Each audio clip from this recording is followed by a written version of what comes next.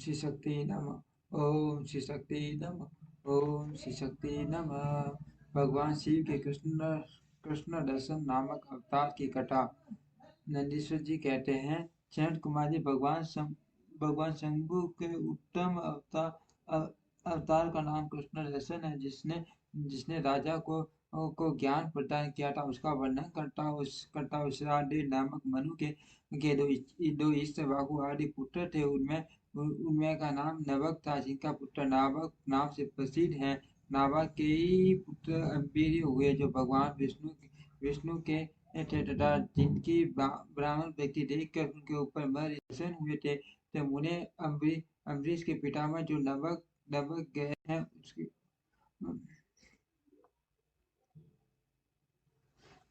उनके ऊपर जो भगवान विष्णु के ये तथा जिनकी ब्रह्मांडी देखकर उन्हें महर्षि पशु उन्हें अंबारी के पितामह जो नवक हो गए, उनके चरित्र का वर्णन सुनो। उन्हीं को भगवान का ज्ञान प्रदान किया था। मनुपुत्र नवक बड़े बुद्धिमान। उन्होंने विद्याध्ययन से के लिए अधिक काल तक इंद्र संयम पूर्वक किया। इतने बीच में ईश्वर को आदि भाइयों ने देकर पिता की संपत्ति आपस में बांट ली और अपना अपना भाग लेकर वे उत्तम रीति से राज्य का पालन करने लगे। उन सब ने पिता की आज्ञा से ही धन का बंटवारा किया था। कुछ काल के पश्चात ब्रह्मचारी नवक गुरुकुल से सांगोपांग वेदों का अध्ययन करके वहां आए। उन्होंने देखा सब भाई सारी संपत्ति का बंटवारा करके अपना भाग ले चुके हैं। तब उन्होंने भी बड़े स्नेह से दाएं भाग पाने की इच्छा रखकर अपने इस भाग को आदि बंधुओं से कहा, भाइयों मेरे लिए भाग दिए बिना ही आप लोगों ने आपस में सारी संपत्ति का बंटवारा कर लिया। अत से प्रसन्नता पूर्वक मुझे भी इच्छा दीजिए, मैं दाएं भाग लेने के लिए ही यहाँ आया हूँ। भाई बोले, समय पिताजी तुम्हारे हिस्से में देते हैं, तुम उन्हीं को ले लो, इसमें संशय नहीं है। भाइयों का यह वचन सुनकर नवक को बड़ा विस्मय हुआ। वे पिता के पास जाकर बोले, तात मैं निश्चय के लिए गुरुकुल में गया था और वहाँ अब तक ब्रह्मचारी रहा। इसी बीच में भाइयों ने मुझे छोड़कर आपस में धन का बंटवारा कर लिया। वहां से लौटकर जब मैंने अपने हिस्से के बारे में उनसे पूछा, तब उन्होंने आपको मेरा हिस्सा बता दिया। उसके लिए मैं आपकी सेवा में आया हूँ। नव की यह बात सुनकर पिता को बड़ा विस्मय हुआ। श्राद्ध देव ने पुत्र को आश्वासन देते हुए कहा, बेटा भाइयों की उस बात पर विश्वास न करो, वह उन्होंने तुम्हें ठगने के लिए कही है। मैं तुम्हारे लिए भोग चादक उत्तम दाय नहीं बन सकता, तथापि उन बसकों ने यदि मुझे ही दायक रूप में तुम्हें दिया है, तो मैं तुम्हारी जीविका का एक उपाय बताता हूँ, सुनो। इन दिनों उत्तम बुद्धि वाले आएंगे रस गोत्रीय ब्राह्मण एक बहुत बड़ा यज्ञ कर रहे हैं। उस कर्म में प्रत्येक सत्य दिन का कार्य वे ठीक नहीं समझ पाते, उसमें उनसे भूल हो जाती है। तुम वहां जाओ और उन ब्राह्मणों को विश्व देव संबंधी दो सूक्त बतला दिया करो। इससे वह यज्ञ शुद्ध रूप से संपादित होगा। वह यज्ञ समाप्त होने पर वे ब्राह्मण जब स्वर्ग को जाने लगेंगे, उस समय संतुष्ट होकर अपने यज्ञ से बचा हुआ सारा धन तुम्हें दे देंगे।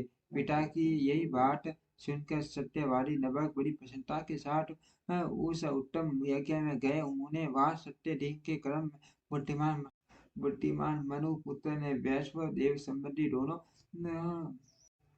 सूक्तों का स्पष्ट रूप से उच्चारण किया। यज्ञ कर्म समाप्त होने पर वे आदि रस ब्राह्मण यज्ञ से बचा हुआ अपना अपना धन नव को देकर स्वर्गलोक को चले गए। उस यज्ञ शिष्ट धन को जब ये ग्रहण करने लगे, उस समय सुंदर लीला करने वाले भगवान शिव तत्काल प्रकट हो गए। उनके सारे अंग बड़े सुंदर थे, नेत्र काले थे।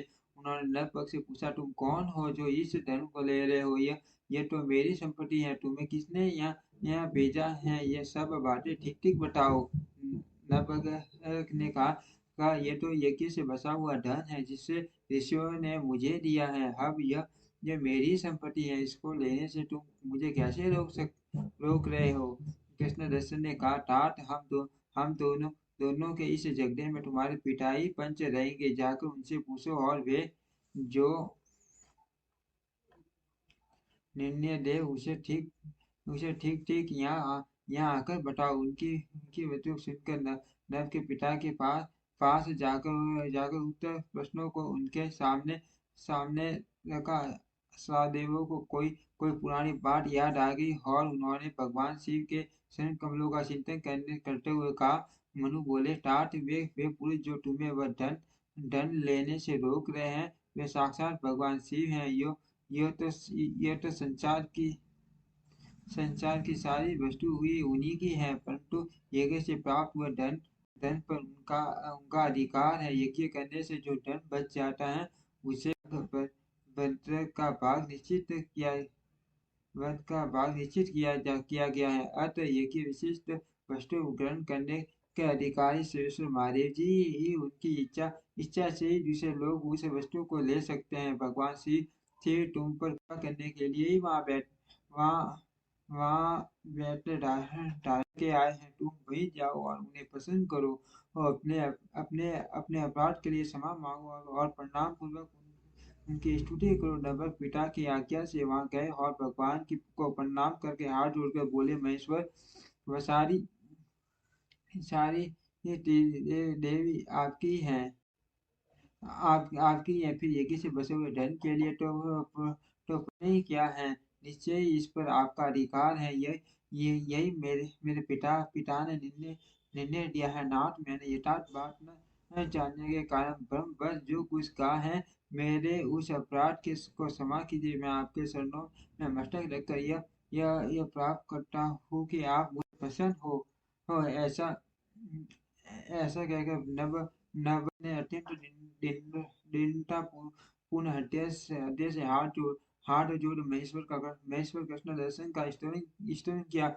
उधर शारदा देवी भी अपने अपराध के लिए क्षमा मांगते हुए वे भगवान शिव की स्तुति की। तदंतर भगवान रुद्र ने मन ही मन प्रसन्न और नव को कृपा दृष्टि से देखा और मुस्कुराते हुए कहा कृष्ण दर्शन बोले नवक तुम्हारे पिता ने जो अर्धनुकूल बात कही है वह ठीक ही है। तुमने भी साधु स्वभाव के कारण सत्य ही कहा है, इसीलिए मैं तुम पर बहुत प्रसन्न हूँ और कृपा पूर्वक तुम्हें सनातन ब्रह्म तत्व का ज्ञान प्रदान करता हूँ। इस समय ये सारा धन मैंने तुम्हें दे दिया।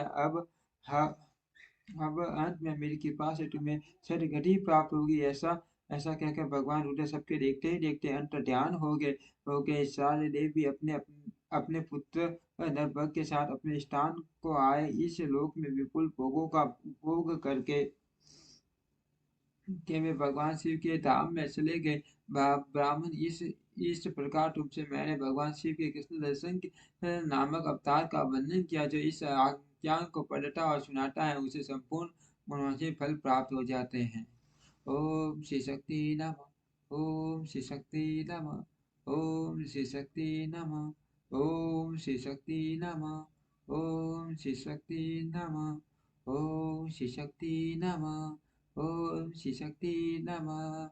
ओम श्री शक्ति नमः। ओम श्री शक्ति नमः। ओम श्री शक्ति नमः। ओम श्री शक्ति नमः।